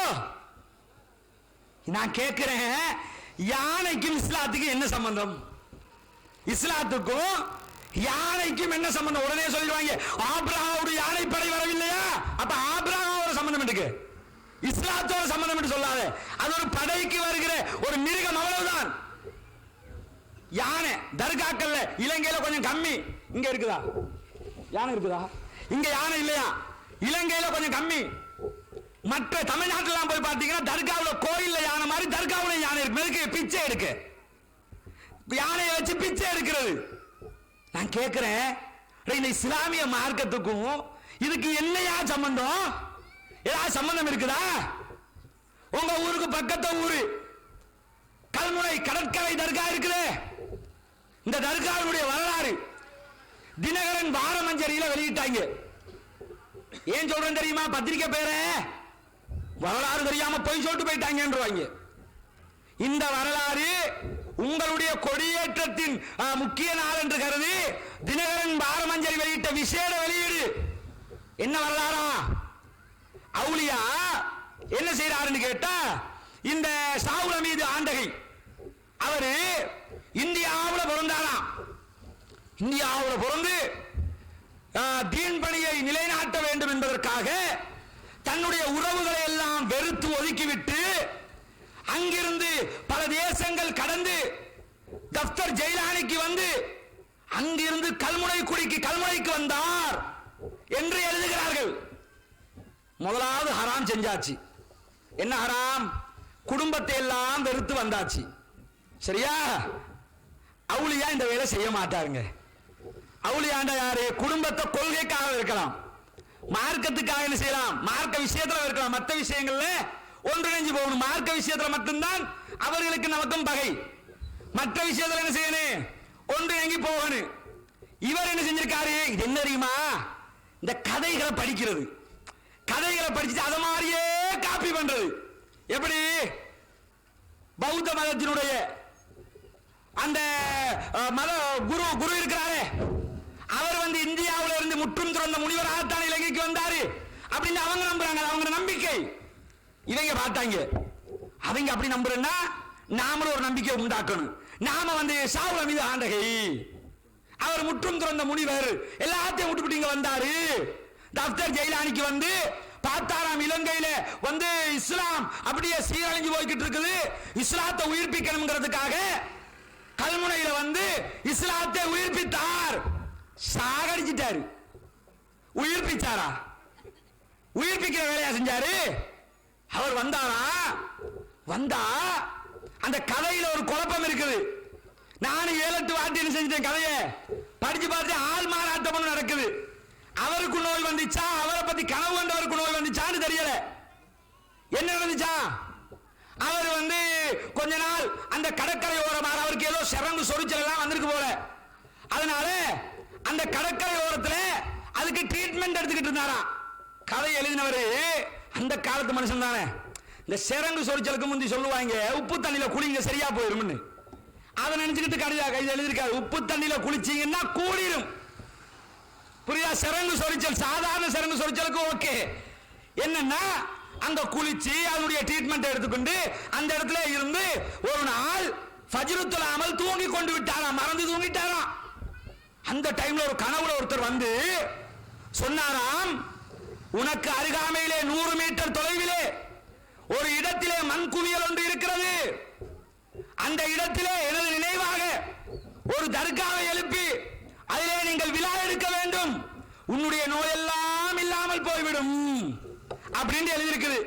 கதையை பார்த்தா கனவு கண்டவர் வேற, கனவுல வந்தவர் தான் இந்த ஷாவுல் ஹமீது ஆண்டகை மாதிரி தெளிவா வழங்குது. மௌத்தா போயிருக்கிறாரு, சொரிச்சல் வேறொருத்தருக்கு வந்திருக்குது. நம்ம சமுதாயத்தில் நிறைய பேருக்கு சொரிச்சல் தானே. சொரிச்சல் வந்ததுனால அந்த சொரிச்சலுக்கு மருந்தாக கனவுல வந்து சொன்னாரா, தர்காவை கட்டி விழா எடுத்துரு, உனக்கு எல்லாம் குணமாயிரும்னு. பத்தரை அடிச்சுக்கிட்டு எழுமிட்டு போய் பார்த்தாரா, அப்படியே கடலோரமா அப்படியே ஒருத்தர் மண் குவியல் அவர் சொன்ன மாதிரியே மண் குவியல் சேர்த்து வைக்கப்பட்டிருக்கிறது. நீங்க இப்ப போய் பார்த்தாலும் 10,000 மண் குவியல் இருக்கும். லாஜிக் வேணா, கடலோரத்தில் மண் குவியல் இருக்கிறது உலக ஆச்சரியமாயிரு. என்னம்மா யோசிச்சிருக்காங்க பாத்தீங்களா? அப்ப என்ன செஞ்சிருக்காங்கன்னு கேட்டா, போய் பார்த்துட்டு சொன்ன மாதிரியா இருக்குன்னு சொல்லி வெள்ளிக்கிழமை வேறையா உடனே ஜும்மாவுக்கு ஓடி வந்து, மக்களே மக்களே பார்த்தீர்களா, அவுலியா வந்து கனவிலே சொன்னார், என்னுடைய சரங்கு சொரிச்சல் எல்லாம் போய்விட்டது, வாங்க எல்லாரும் சேர்ந்து தர்கா கட்டுவோம். அத்தனை பேரும் அழகா ஜும்மா தொட்டு இருக்கிறாங்க. எல்லாரையும் கூட்டிட்டு போய் தர்கா வழிபாட்டுக்கு இழுத்தாச்சு. கரெக்டா வரலாற்றை பார்த்தா சரியா தான் இருந்திருக்காங்க. ஜும்மா தொழுது நின்ற டைம்ல தான் இந்த ஆளு போய் சொல்லியிருக்கிறாரு. சொன்னதோடு என்ன செஞ்சாங்களா, ஓடி போய் வாங்க தர்காவை கட்டுவோம் சொல்லி கடற்கரை பள்ளிவாசல் தர்காவை நிர்மாணித்தார்கள். அதுல மரங்கள் எல்லாம் தடிச்சு, ஆரம்பத்தில் அப்படித்தானே, இப்ப மாறி இல்லையா, அப்ப ஆரம்பத்தில் அப்படி எல்லாம் கட்டி ஒரு இடத்தை எடுத்து விழா எடுக்க ஆரம்பித்தார்களாம். விழா என்ன, 12 நாள் எனக்காக நீங்கள் மௌலிதுகள் ஓத வேண்டும், ஃபக்கீர் பைத்துகள் படிக்க வேண்டும். முதல்ல இந்த பக்கீர்களை பிடிக்கணும். முதல்ல இந்த பக்கீர் பக்கீர் பேர் இருக்காங்க தெரியுமா, பக்கீரிசா சபான கையில வச்சுக்கிற வேண்டியது. ஆரிபாவே ஆரிபாவே என்று பாட்டு படிப்பான் பாத்திருக்கீங்களா? இந்த ரமலான்ல சக்தி எஃப்எம்ல போடுவான் பாத்திருக்கீங்களா? பக்கீர் பைத்து. என்ன பக்கீர் பைத்து? ஹவுதா என்று கத்துவார் அவரு. கத்தி போட்டு ஆரிபாவே ஆரிபாவே தூதர் நபியின் வழியில் வந்த அற்புத வழியுள்ளான்னு பாட்டு படிப்பாரு. இவன் பக்கீர் பைத்துக்கு பேரு. அந்த பைத்துல என்ன இருக்கு தெரியுமா? ஃபாத்திமா ரலியல்லாஹு அன்ஹா, அலி ரலியல்லாஹு அன்ஹா என்ன செஞ்சாங்களா? பக்கீர் பைத்துங்க சொல்ல வாய் கூசுது. 2 பேரும் லவ் பண்ணினாங்களா. யாரு? பக்கீர் பைத்து. பக்கீர் ஆலிம்சா படிக்கிற பாட்டு. அப்ப ரோட்ல ஒரு நாள் காலையிலே ஃபஜ்ருக்கு பிறகு ஃபாத்திமா ரலியல்லாஹு அன்ஹா பால் பாத்திரத்தை எடுத்துக்கொண்டு ரசூலுல்லாஹ்வுக்கு பால் கொண்டு போய்கிட்டு இருந்தாங்களா. போய்கிட்டு இருந்தா திடீர்னு பார்த்தா அலி ரலியல்லாஹு அன்ஹுவுக்கு ஃபாத்திமா ரலியல்லாஹு அன்ஹா எப்படியாவது சந்திக்கணும்னு சொல்லி ஆசையா. நான் கேட்கிறேன், என்ன நினைச்சுக்கிட்டு எழுதிருக்கிறான் பாத்தீங்களா? அவர் நபித்தோர் ஃபாத்திமா, அன்னை ஃபாத்திமா, அன்னை ஃபாத்திமாவை கேவலப்படுத்திய சமுதாயம், அலி ரலியல்லாஹு அன்ஹுவை அசிங்கப்படுத்திய சமுதாயம் எப்படி சந்திக்கிறது என்று யோசிச்சு ஃபாத்திமா நடந்து போய்கிட்டு இருக்கும் போது இந்த கதையில சொல்லுவாங்க பாத்திருக்கீங்களா, அலி வீரத்தின் புலி என்று சொல்லுவார்கள். நம்மால என்ன நினைச்சிருக்காரு தெரியுமா? அலி உண்மையிலே புலி நினைச்சிருக்காரு. புலிண்டா இப்படி அடிக்கடி அப்படி புலி மாறி மாறிக்கிறார் போல இப்படி நினைச்சுக்கிட்டு தான் பாட்டு படிக்கிறாரு. அப்ப ரோட்ல நடந்து போய்கிட்டு இருந்தா பெரிய ஒரு புலி ஒன்று படுத்துக்கிட்டு இருக்கான் ரோட்ல. புலிய பார்த்ததோட ஃபாத்திமா ரலியல்லாஹு அன்ஹா பயத்துல கையில இருந்த பால் பாத்திரம் கீழே ஒட்டிடுச்சான். கொஞ்ச நேரத்துல பார்த்தா புலி அலியாக மாறி எழும்பி வரலாம். சாரி ஃபாத்திமா, மன்னிச்சுக்கிறேங்க, நான் தான் புலியா மாறி படுத்துக்கிட்டு இருந்தேன். நான் கேட்கிறேன், சொன்னதோட ஃபாத்திமா சொன்னாங்களாம், அதெல்லாம் சரிப்பட்டு வராது. இப்ப முகமது நபி எங்க வாப்பா கேட்பாங்க, பால் பாத்திரம் எங்க கேட்பாங்க, நான் என்ன சொல்ல, பால் வேணும் உடனே எனக்கு எப்படியாவது கிடைக்கணும், டோன்ட் வரி, கூலாயிருங்க, நான் எடுத்தாருன்னாங்களாம். எப்படி? அவருடைய பெருவரல், கால் பெருவரல் இருக்குது, அது அப்படியே பூமியில வச்சு நசுக்கினாங்களாம். பூமியே குடிச்ச வாழ திரும்பத்தா சொன்னதோட பூமி என்ன சொல்லிச்சா, அலியே மௌத்தாய் நான் என்கிட்ட தான் வரணும். இப்ப குடிச்ச வாழ கேட்டா அப்ப நடக்கிறது வேற. யாரு? ஒரு சஹாபியோட என்ன கற்பனையில கஞ்சா அடிச்சு எழுதின கதை மாதிரி இருக்குது. ஏன்னா அது அப்படிதான் ஃபக்கீர் பைத்துனால கஞ்சா அடிச்சு தான் படிப்பாங்க ஒரு விமர்சனமும் உண்டு. சரியா? அப்ப உடனே என்ன செஞ்சாங்களாம்? நீ தந்துதான் ஆகணும் சொல்லி விரலை போட்டு நசுக்குவ குடிச்ச பால் எல்லாம் பூமி திரும்ப கக்கிச்சா, திரும்ப ரிட்டர்ன் பாத்திரத்துக்குள்ள பால் வந்துருச்சான். பாத்திமா எடுத்துட்டு போயிட்டாங்களாம். கதை முடியுது. சரியா? இப்படி இந்த ஃபக்கீர் பைத்துன்னு சொல்லி இந்த ரமலான்ல கொஞ்சம் தானே போடுவான். ஆரிபாவே ஆவுஜான்ட்டு விட்டுருவான். அதை கொஞ்சம் முழுமையா எடுத்து பாத்தீங்கன்னு வைங்க, இந்த இஸ்ஸி உள்ளா சொல்லுவாங்க ஃபக்கீர் பைத்துன்னு. அவுலியா கனவுல வந்து என்ன சொல்லிருக்கா தெரியுமா? ஃபக்கீர் பைத்து 12 நாள் அவுலியாவுக்கு மௌலிது. இது அப்படியே இந்த கதையை எழுதினவன் இந்த காலத்துல இருந்திருந்தான்னு வைங்களேன், எப்படி எழுதிருப்பான் தெரியுமா? ஃபக்கீர் பைத்துக்கு பதிலா எஸ்பி பாலசுப்ரமணியத்தை சேர்த்திருப்பான். இந்த காலத்துல இருந்திருந்தான். மௌலிதுக்கு பதிலா ஏஆர் ரஹ்மான சேர்த்திருப்பான்.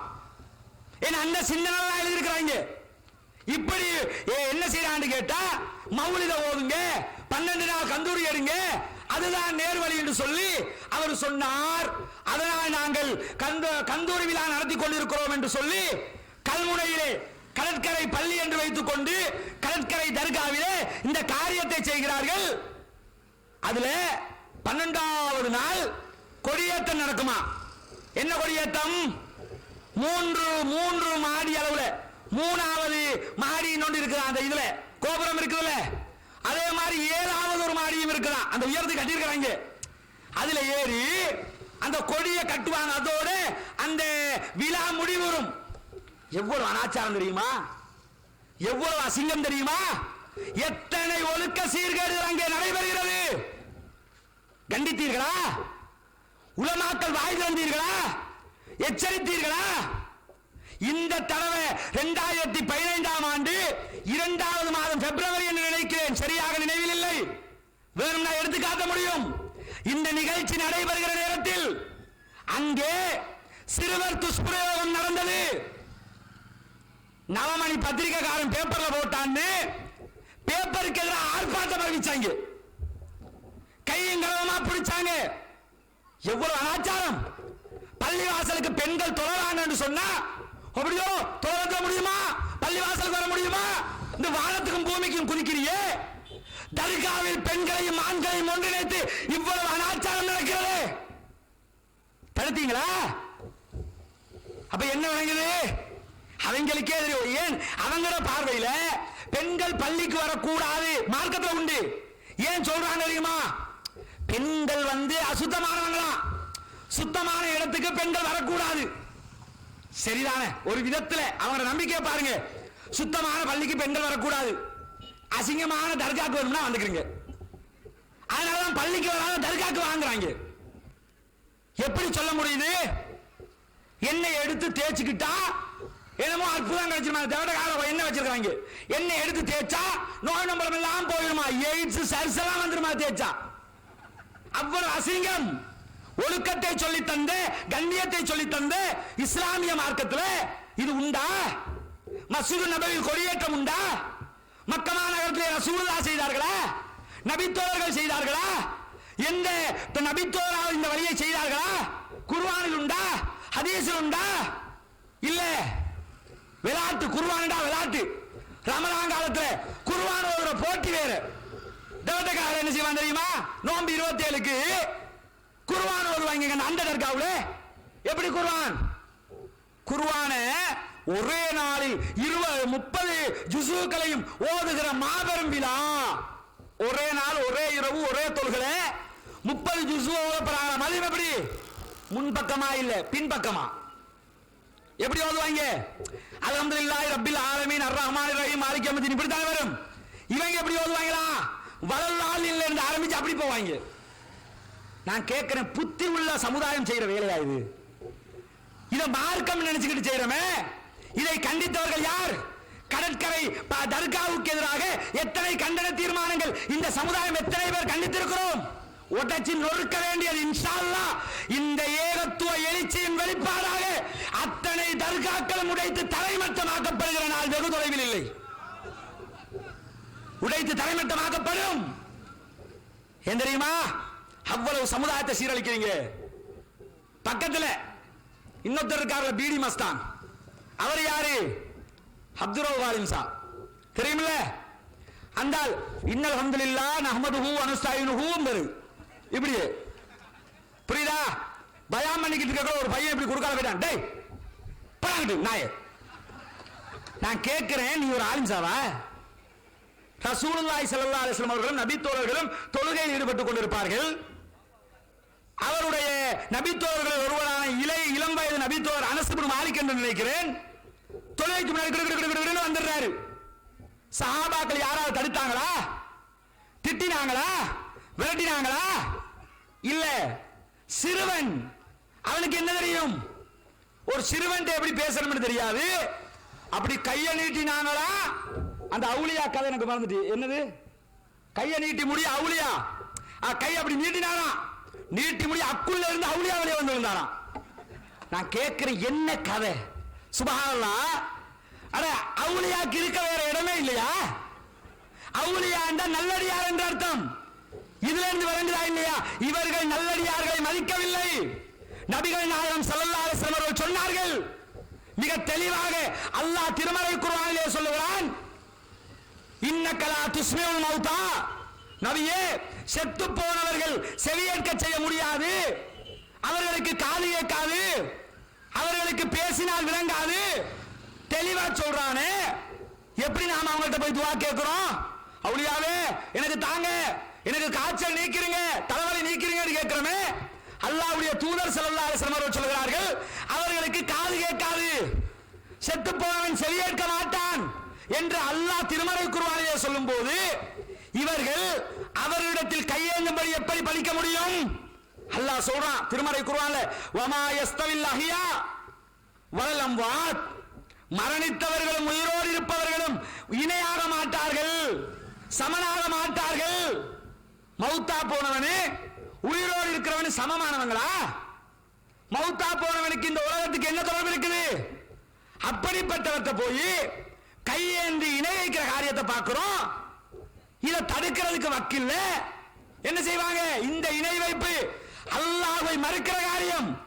தௌஹீத் ஜமாத்துக்கு எதிராக கிளம்பி வருகிறார்கள். அல்லாஹ் தஆலா யோசித்து பாருங்கள்.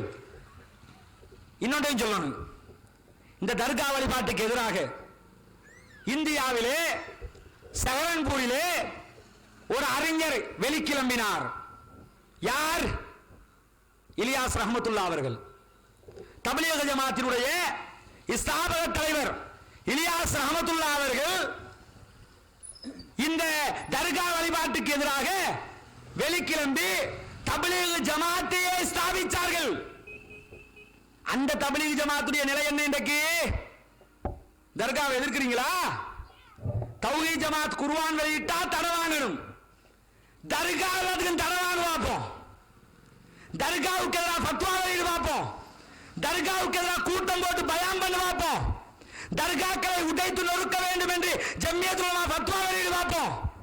செய்வீங்களா? செய்ய மாட்டார்கள், செய்ய முடியாது. இலியாஸ் ரஹ்மத்துல்லாஹ் உருவாக்கிய இயக்கம் இன்றைக்கு தன்னுடைய பணியை மறந்து சென்று கொண்டிருக்கிறது. இந்த இயக்கத்தை உண்டாக்கினாரு, தப்லீக் ஜமாத்தை உண்டாக்கி தர்காக்களுக்கு எதிராக பிரச்சாரத்தை துவக்கி வைத்து தர்காக்களை அடித்து நொறுக்க வேண்டிய பணியை முதலில் இந்தியாவிலே ஆரம்பிக்கிறார் இலியாஸ் ரஹ்மத்துல்லாஹ். அதுதான் தப்லீக் ஜமாத்து. ஆனா அந்த ஜமாத்துல என்ன செஞ்சாங்கன்னு கேட்டா கொஞ்சம் கதை எழுதி வச்சுட்டாங்க. எல்லாம் கதை தாங்க. என்ன கதை?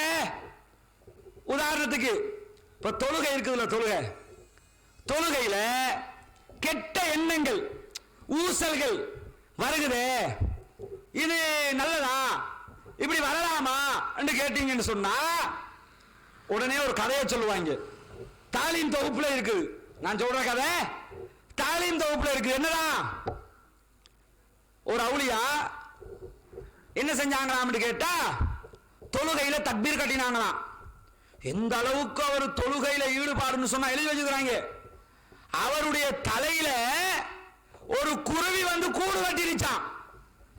அந்த அளவுக்கு அவர் ஆடாம அசையாம நின்றாராம். பார்த்தீர்களா சகோதரர்களே, அவுலியாவினுடைய தலையிலே குருவி கூடு கட்டியது. அது கூட அவருக்கு தெரியவில்லை.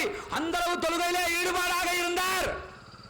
தலையில கூடு கட்ட அளவுக்கு இருந்தவர் அவுலியாவா இல்ல வேற யாருமா? தலையில அப்ப குருவி என்ன நினைச்சிருக்குது? குருவிய முடிவெடுத்துட்டு இருந்தாலும் எப்படின்னு நான் கேட்கிறேன். இது அவுலியா? அந்த அளவுக்கு தொழுகையில பக்தி பரவசத்தோடு தன்னை மறந்து இருக்கணுமா? இஸ்லாம் சொல்லிச்சா? இமாம் தவறு செய்தால் ஆண்கள் சுப்ஹானல்லாஹ் என்று சொல்லுங்கள் என்று சொன்னார்களே, அப்படியே பக்தி பரவசத்தோட உலகத்தையே மறந்து தொழுகிறேன் என்றா இமாம் தவறு செஞ்சா பின்னாடி இருப்பவங்க எப்படி சுட்டி காட்டுவாங்க? அதுவே தெரியாம பக்தி பரவசத்தோட இருப்பாங்க. அல்லாஹ் பெருண்டா ருக்குக்கு போவாங்களா? சுஜூதுக்கு போவாங்களா? ஒண்ணும் தெரியா பக்தி பரவசம். அல்லாஹ்வுடைய தூதர் ஸல்லல்லாஹு அலைஹி வஸல்லம் அவர்கள் தொழுகை நடத்துகிறார்கள். தொழுது முடித்தவுடன் வேகமாக பிடரிகளை தாண்டி ஓடுகிறார்களாம். ஓடி போய் வீட்டுக்குள்ள இருந்து தங்க கட்டி அல்லது வெள்ளி கட்டி ஒன்றை எடுத்துக்கொண்டு வருகிறார்கள். வந்து சொல்லுகிறார்கள், நபி தோழர்களே, வீட்டிலே ஜகாத் நிதியை சேர்ந்த ஒரு தங்க கட்டி இருந்தது, தொழுகையில் தான் எனக்கு நினைவுக்கு வந்தது, அதுதான் உடனே எடுத்துக்கொண்டு வந்தேன். அப்ப ரசூலுல்லாஹ்வை விட உங்க அவுலியா பெரியாள். ஏன் ரசூலுல்லாஹ்வுக்கு தொழுகையில தங்க கட்டி ஞாபகத்துக்கு வந்திருக்குது? உங்க அவுலியா மறந்து கூடு கட்ட அளவுல இருந்திருக்கிறாரு. அலி ரலியல்லாஹு அன்ஹு ஒரு கதை சொல்லுவாங்க. என்ன கதையா? அம்பொண்டு தெச்சிருச்சா முதுகுல. அலி ரலியல்லாஹு அம்பு எப்படி இருக்கு? இப்படி வேல் மாதிரி இருக்குல்ல, போகல லேசா போயிடும். வெளியே இழுக்கும் போது குடலை உருவிக்கிட்டு தான் வெளியே வரும். இந்த அம்பொண்ணு அலி ரலியல்லாஹுடைய முதுகுல தெச்சிருச்சான். எப்படிடா வெளியே எடுக்கிறேன்னு தவிச்சாங்களாம். உடனே அலி ரலியல்லாஹு சொன்னாங்களாம், டோன்ட் வரி, எந்த பிரச்சனையும் இல்லை, என்ன செய்யுங்க, நான் தக்பீரை கட்டிடுறேன், பின்னாடி உருவிருங்க, எனக்கு ஒண்ணும் தெரியாதுன்னாங்களாம். தக்பீரை கட்டினாங்களாம், பின்னாடி உருவி எடுத்தாங்களாம், ஒண்ணும் தெரியலையா. நான் கேட்கிறேன், எந்த ஆலிம்சாவது இப்படி செஞ்சு ஆட்டுங்க பார்ப்போம். செய்யணுமா? கம்ப்யூட்டரை விட வேகமா குருவான ஒரு ஆலிம்சாக்கள் இந்த சமுதாயத்தில் இருக்கிறாங்க. பார்க்கணும். லக்கது குந்தும் அந்தும் ஆபாவுக்கும் ஃபீ ضلالٍ முபீன். நீங்களும் உங்கள் பரம்பரையினரும் குடும்பத்தினரும் வழிகேட்டில் தான் இருந்தீர்களா என்று சொல்லி இப்ராஹிம் நபி கேட்கிறாங்க. ஏன் கேட்கிறாங்க? நாங்க செஞ்சா குத்தம், எங்க வாப்பா செஞ்சா குத்தம், எங்க வாப்பாவும் நரகமா, எங்க உம்மா நரகமா, பாட்ட நரகமான்னு கேட்பாங்கல்ல. அதுக்கு தான் சொல்றாங்க இப்ராஹிம் அலைஹிஸ்ஸலாம், நீங்களும் நீங்க மட்டும்தான் இப்படி நினைச்சா உங்க அப்பா அப்படித்தான் இருந்தாரா? உங்க வாப்பா அப்படித்தான் இருந்தாங்களா? உங்க முப்பாட்டி அப்படித்தான் இருந்தாங்களா? எதுக்கு சொல்லுகிறேன்? தர்காக்களை உடைத்து தரைமட்டமாக்க வேண்டும் என்று உருவாக்கப்பட்ட ஒரு இயக்கத்தில் தர்காவுக்கு எதிராக இன்றைக்கு பேசுகிறீர்களா? தௌஹீத் ஜமாத்தை தடை செய்யணுமா? வாங்க, நீங்க மட்டும் தான் குறைப்பு. தௌஹீத் ஜமாத்தை தடை செய்யணுமா? சிங்கள குர்ஆனை வெளியிட விடாம இழுத்து மூடணுமா? மூடிட்டீங்களா? ஜம்மியத் உலமாவுக்கு சொல்லுகிறோம், தர்காக்களுக்கு எதிராக நீங்கள் செய்ய தவறிய பணிதான் இன்றைக்கு இலங்கையிலே இவ்வளவு சிறக்க விதத்துகளுக்கு வழிவகுத்தது. ஒரு கூட்டு துவாவுக்கு எதிராக ஃபத்வா கொடுக்கிறதுக்கு வருஷ கணக்கில் தடிச்சாங்க. இன்னமான தப்லீக் ஜமாத்ல கூட்டு துவா ஓதுறாங்களா இல்லையா? ஜம்மியத் உலமாவுடைய ஃபத்வா அது பித்அத்துன்னு. ஆனா அவங்க ஓதுவாங்க, பித்அத்து தான், பரவாயில்லை, என்ன செய்ய அப்படின்னு இருக்கிறாங்க. தாய்லீம் புத்தகத்தை ஓரமாக்கினு சொன்னாங்களே, பள்ளிவாசல்கள் ஓரமாக்கினீர்களா? ரியாலு சாலிஹின் பள்ளிவாசலுக்கு கொடுக்கப்பட்டது எதுக்கு? தாய்லீம் புத்தகத்தை ஓரமாக்க சொல்லி. ஓரமாக்கல.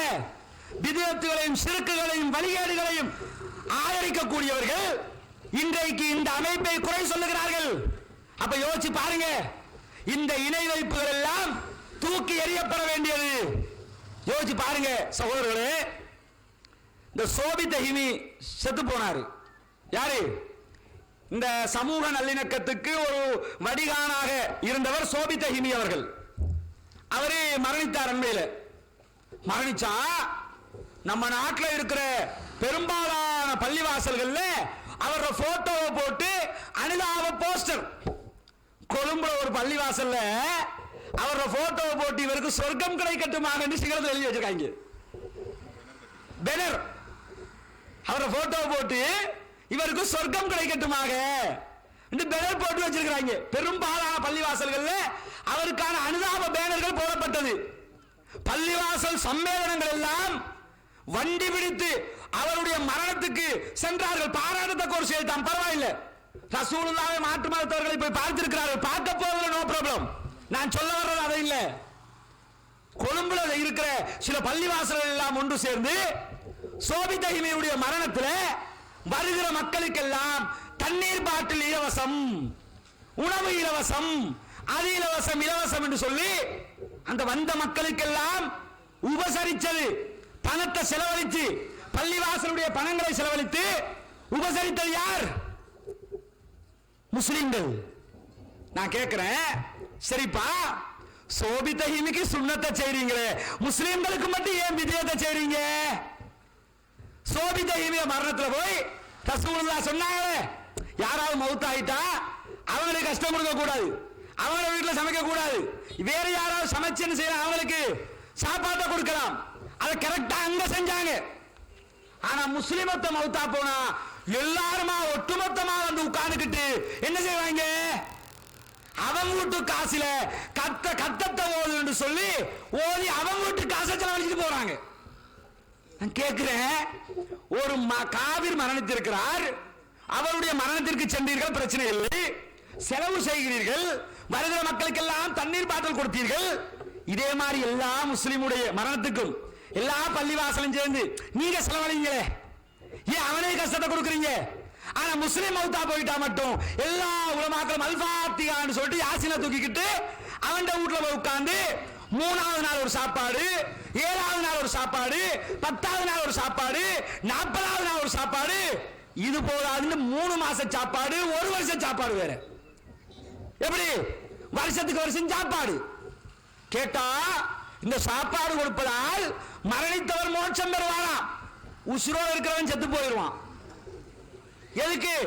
மார்க்கத்தை கூறு போட்டு விற்பனை செய்கிறீர்கள், சிறக்க விதத்தை ஆதரிக்கிறீர்கள், கொள்கையை இல்லாமல் இந்த இஸ்லாத்தை குளிதோண்டி புதைக்கிறீர்கள்.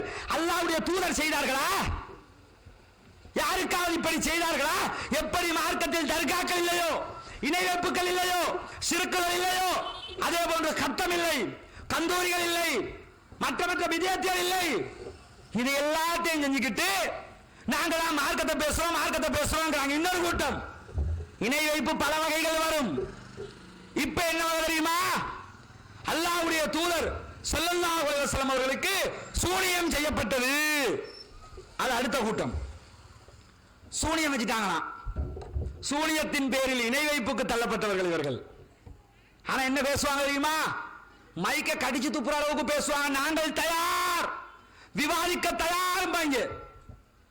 வீட்டு வாசல் வரைக்கும் கடிதத்தை கொடுத்துட்டு வந்தா கூட விசா இல்லைன்னு புரியுதா? ஆனா சொல்லுவாங்க, நான் எலும்பில்லாத நாக்குத்தானே, புரியுதா?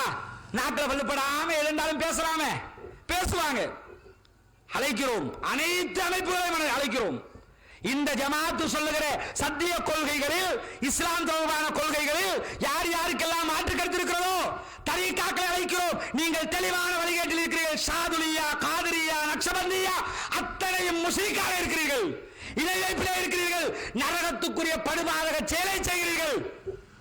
நரகத்துக்குரிய பாதக செயலை செஞ்சுவிட்டு அதை இஸ்லாம் என்று காட்டிக் கொண்டிருப்பவர்களை அழைக்கிறோம். பைரங்கள் வாத்துக்குவா, தப்லீக் என்ற பெயரில் இருப்பவர்களை அழைக்கிறோம். அயலங்கை ஜம்மியத்துலமாவை அழைக்கிறோம். அங்கங்க கூட்டம் போட்டு பள்ளிவாசலுக்குள்ளார எங்களுக்கு மரபு பேசிக்கிட்டு இருக்காம, எங்களுக்கு முன்னாடி வந்து நின்று எங்களுக்கு எதிராக உள்ள தகவல்களை ஆதாரபூர்வமாக எடுத்து வையுங்கள். குர்ஆன்ல இருந்து காட்டு, ஹதீஸ்ல இருந்து காட்டுங்க. காட்ட முடியுமா? முடியாது. அதே மாதிரி தான் இந்த சூனிய கும்பல் சூனியத்தை மறுத்து ஹதீஸ்களை மறுக்கிறார்கள். ரசூலுல்லாஹ்வுக்கு சூனியம் செய்யப்பட்டது, சஹாபாக்கள் நம்பினார்கள், இமாம்கள் நம்பினார்கள், அறிஞர்கள் நம்பினார்கள் அப்படின்னு சொல்லிக்கிட்டு அலைந்து கொண்டு இருக்கிறார்கள். ரசூலுல்லாஹ் நம்பினாங்களா? அல்லாஹ் சூனியத்துக்கு சக்தி இருக்குன்னு சொன்னானா? எங்க சொன்னா? லா யுஃப்லிஹு ஸாஹிரூன், சூனியக்காரர்கள் வெற்றி பெறவே மாட்டார்கள். தெளிவா அல்லாஹ் சொல்றான் குர்ஆன்ல. லா யுஃப்லிஹு, சூனியக்காரன் எப்படி வந்தாலும் ஜெயிக்க மாட்டான். திருமறை குர்ஆன் அல்லாஹ் தஆலா மிக தெளிவாக சொல்லுகிறான், சூனியக்காரன் வெற்றி பெற மாட்டான் என்று. நம்ம உலமாக்கள் சொல்றாங்க, லபீத் இப்னு அல்சம்ங்கற ஒரு யூதன் அல்லாஹ்வுடைய தூதருக்கு சூனியம் வச்சாராம். ரசூலுல்லாஹி ஸல்லல்லாஹு அலைஹி வஸல்லம் அவங்க செய்யாத ஒன்றை தற்போது செய்வதை போன்று நினைத்துக் கொண்டிருந்தார்கள். நான் கேட்கிறேன், சூனியக்காரன் ஜெயிக்க மாட்டான் அல்லாஹ் சொல்றான், இப்ப ஜெயிச்சதா நீங்க சொல்றீங்க? குர்ஆனுக்கு நேர்முரண் இல்லையா? இதெல்லாம் வயிறு வழக்க உண்டாக்கப்பட்ட கலைகள். சூனியம் செஞ்சிருக்கு, பேய் வச்சிருக்கேன், பெசாசு வச்சிருக்கேன், ஜின்னு வச்சிருக்கேன், மண்ணு வச்சிருக்கேன் சொல்லிக்கிட்டு இந்த சமுதாயத்தை ஏமாற்றுவர்கள் எழுதி வைத்த கதைகள் புகாரில இருக்குதான். புகாரில இருந்தா குர்ஆனுக்கு மாற்றமா இருந்தா உண்மையா போயிருமா? மார்க்க மேலை மாமேலை மாற்றுக்கருத்தில்லை. மனிதன் தவறு செய்வார், அவரை அறியாமல் நடந்த தவறுக்கு மார்க்கத்தில் பெரியோரு சிறுக்க உண்டாகக்கூடிய ஒரு காரியத்தை புகாரி இமாமுடைய பேர்ல நடைமுறைப்படுத்தலாமா? கேட்கிறாங்க. சஹாபாக்கள் நம்பினாங்களே, காட்டு பார்ப்போம். சஹாபாக்கள் நம்பினதா? ஒரு ஹதீஸை காட்டு. நம்பவில்லை என்று நாங்கள் காட்டுகிறோம். அன்னை அஸ்மா பின்த் அபீ பக்கர் ரலியல்லாஹு அன்ஹு அவர்கள், அபூபக்கர் ரலியல்லாஹு அன்ஹுடைய மகளார் அஸ்மா மக்காவில் இருந்து மதீனா நகருக்கு ஹிஜ்ரத் செல்கிறார்களாம். மதீனாவுக்கு நுழையும் போது அஸ்மா பின்த் அபீ பக்கர் ரலியல்லாஹு அன்ஹு அவர்களுக்கு குழந்தை கிடைக்கிறது. பிரசவிக்கிறார்கள். குழந்தை கிடைக்கிற நேரத்தில் குழந்தையை எடுத்துக்கொண்டு நபிகளாரிடத்தில் கொண்டு வந்து கொடுப்பார்கள். நபிகளார் ஸல்லல்லாஹு அலைஹி வஸல்லம் அவர்கள் அந்த குழந்தைக்கு ஈத்தப்பழங்களை உண்டு அதனுடைய சாறுகளை எடுத்து தஹ்லீல் செய்து விடுவார்கள். இந்த சம்பவம் சஹீஹுல் புகாரியிலே இருக்கிறது. இதை சொல்லிவிட்டு அன்னை அஸ்மா ரலியல்லாஹு அன்ஹா அவர்கள் சொல்லுகிறார்கள், எனக்கு குழந்தை கிடைத்தவுடன் மதீனாவில் இருந்த அத்தனை முஸ்லிம்களும் சந்தோஷப்பட்டார்கள். ஏன் தெரியுமா? மதீனா முஸ்லிம்களுக்கு சூனியம் செய்திருக்கிறோம், அவர்களில் யாருக்கும் குழந்தை கிடைக்காது. சூனியம் வச்சிட்டோம், சஹாபாக்கள் யாருக்கும் புள்ள கிடைக்காது என்று சொல்லி மதீனாவை சேர்ந்த யூதர்கள் சொல்லி வந்தார்கள். அல்லாஹ் யூதர்களை பொய்ப்பித்து எனக்கு குழந்தையை தந்ததின் ஊடாக சூனியம் பொய் என்று நிரூபித்து காட்டிவிட்டான். நான் கேட்கிறேன், சஹாபாக்கள் நம்பினாங்களா? அஸ்மாவுக்கு குழந்தை கிடைத்தவுடன் சந்தோஷப்பட்டார்கள். சஹீஹுல் புகாரியிலே வருகிறது. ஏன் சந்தோஷப்பட்டாங்க என்று காரணமும் சொல்லப்படுகிறது. முஸ்லிம்களுக்கு குழந்தையே கிடைக்காது என்று யூதர்கள் சூனியம் வைத்து விட்டதாக பரப்பினார்கள். அல்லாஹ் எனக்கு குழந்தையை தந்து சூனியக்காரர்களை பொய்யாக்கினான். நான் கேட்கிறேன், சஹாபாக்களுடைய நம்பிக்கை என்ன? இப்ப சூரிய நம்பிக்கையா? அஜுவா என்னதான்? அஜுவா பேரிச்சம்பழத்தை சாப்பிட்டா சூரியன் தாக்காதுன்னு ஹதீஸ் இருக்குது. விஷத்தை குடிச்சாலும் அந்த அஜுவாவை சாப்பிட்டு விஷத்தை குடிச்சாலும் எந்த பாதிப்பும் வராதுன்னு அதே ஹதீஸ்ல இருக்குது. ஒரு டெமக்சன் பொட்டில் எடுத்து குடிச்சு காட்டுங்க பார்ப்போம். காட்டேலுமா?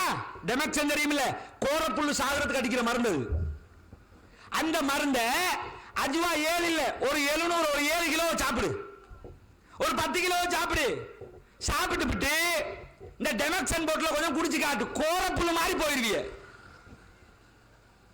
எதுக்கு நான் கேட்கிறேன்? அல்லாஹ்வுடைய தூதர் ஸல்லல்லாஹு அலைஹி வஸல்லம் அவங்களுக்கு சூனியம் வச்சதா சொல்றாங்களே, அப்ப அல்லாஹ்வுடைய தூதர் ஸல்லல்லாஹு அலைஹி வஸல்லம் அஜ்வா சாப்பிடலையோ? ரசூலுல்லாஹ்வுக்கு அஜ்வா பத்தி தெரியலையோ? மரணிக்கிற தருவாயில் சொல்லுகிறார்கள், என்னுடைய தொண்டை ரசூலுல்லாஹ்வுடைய தொண்டை குழியில் நபிகள் நாயகத்தை கொல்லுவதற்காக ஒரு யூத பெண்மணி ஒரு இறைச்சியிலே விஷத்தை கலந்து கொடுத்தால் அந்த விஷத்தினுடைய பாதிப்பை நான் இப்பொழுது உணர்கிறேன் என்றார்கள் மரண தருவாயிலே. ரசூலுல்லாஹ் விஷத்தினுடைய பாதிப்பை உணர்ந்திருக்கிறாங்களே, தெளிவா தெரியலையா? இந்த அஜ்வாவுடைய மேட்ரு பொய்ன்னு. அஜ்வா அஜ்வா அஜ் ஒரு ஹதீஸ் ஒரு பக்கத்தை மட்டும் எடுத்துக்கோ. யூதர்கள் செய்கிற காரியம் சூனியம் சம்பந்தப்பட்ட ஒரு பகுதியை மட்டும் எடுத்துட்டு அஜ்வா சாப்பிட்டா சூனியம் தாக்காது, விஷமும் தாக்காது இருக்கு. குடிச்சு காட்டுனா ரசூலுல்லாஹ் சொல்லியிருக்காங்களா இல்லையா? தற்கொலை பண்ணி கொள்ள கூடாது. கேள்வியும் நானே பதிலும் நானே.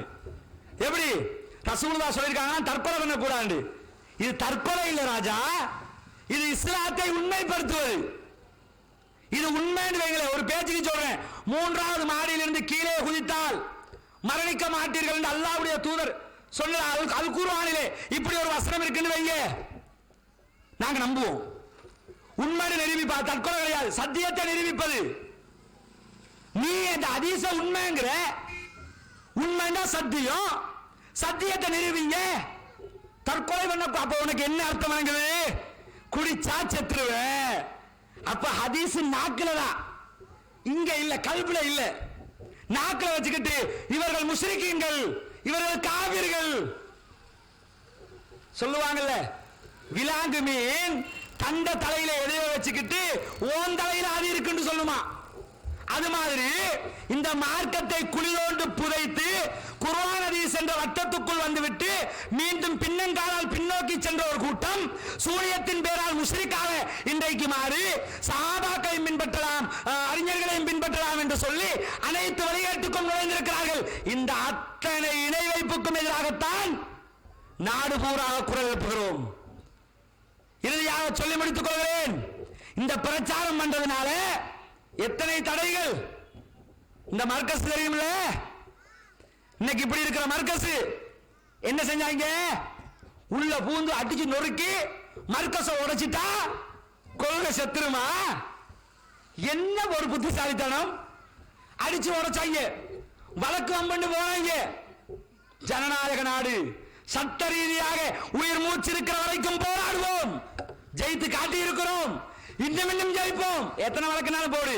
நான் நேற்று முந்தினால ஒரு வழக்கு போட்டுருக்காங்க, அது டிலாந்த விதானகு திரும்ப பொதுபல சேனாவால ஹெட் குவார்டர்ஸ்ல போய் திருப்பி ஒரு கம்ப்ளைண்ட் ஸ்ரீலங்கா போட்டுக்கிட்டு போ. வழக்கு பேசுவது எங்களுக்கு சில்லறை வேலை. இன்ஷா அல்லாஹ் இந்த சத்திய கொள்கையில் இருக்கிற நாம் இதெல்லாம் எங்களுக்கு மேட்டரே கிடையாது. அடிச்சு நொறுக்கிட்டீங்கன்னா ரெண்டு கல்ல வீசிட்டா இந்த கொள்கை இல்லாமல் போயிருமா? கல்லு வீசுற பழக்கம் எல்லாருக்கும் வந்துருதுங்க. என்னமோ தெரியல. சத்தியத்தை எதிர்க்கணும்னா குர்ஆன் சுன்னாதானங்கள் வழியும்பாங்க. ஆனா இருட்டுக்குள்ள இருந்து ஒரு கல்ல வீசிட வேண்டியது. இன்னைக்கு என்னமோ தெரியல, வரல இது வரைக்கும். இதுக்கு பிறகு வந்தாலும் வந்துடும், அது வேற. No problem. விளங்குதா? எதுக்கு சொல்றேன்னு கேட்டா, இது அல்லாஹ்வுடைய ஜோதி. யுரீதுன லியுத்ஃபிஉ நூரல்லாஹி பிஅஃவாஹிம் வல்லாஹு முத்திம்மு நூரிஹி வலவ் கரிஹல் காஃபிரூன். அல்லாஹ்வுடைய இந்த சத்திய ஜோதியை தங்களுடைய நாவுகளால் ஊதி அணைக்க நினைக்கிறார்கள். அல்லாஹ் தெளிவா சொல்றான் பாத்தீங்களா? நாவுகளால் ஊதி அணைக்க நினைக்கிறார்கள். மைக்குக்கு முன்னாடி நின்றுக்கிட்டு இவர்கள் ஹதீஸ் மறுப்பாளர்கள், இவர்கள் சூனிய மறுப்பாளர்கள், இவர்கள் முஸ்ரிக்கீன்கள், இவர்கள் அப்படி ஆக்க இப்படி ஆக்க வேண்டியது மேடையில் வந்து சொல்லுப்பான்னா ஏலாது. புரியுதா? அப்ப என்ன விளங்கணும் கேட்டா, சத்திய கொள்கையை இன்ஷா அல்லாஹ் உயிர் மூச்சு இருக்கிற வரைக்கும் இந்த நாடு பூராகவும் இந்த கொள்கையை கொண்டு செல்வோம். இணை வைப்புக்கு எதிராக, குஃப்ரியத்துக்கு எதிராக, ஷிர்க் பித்அத்துக்கு எதிராக இந்த ஜமாத் தொடர்ந்து போராடும். இன்ஷா அல்லாஹ் ஏற்கனவே சொன்னதை போல இந்த ஷிர்க்குகளை அழிக்கிற காலம் வெகு தொலைவில் இல்லை. இந்த தர்காக்கள் இல்லாமல் ஆக்கப்படுகிற காலம் வெகு தொலைவில் இல்லை.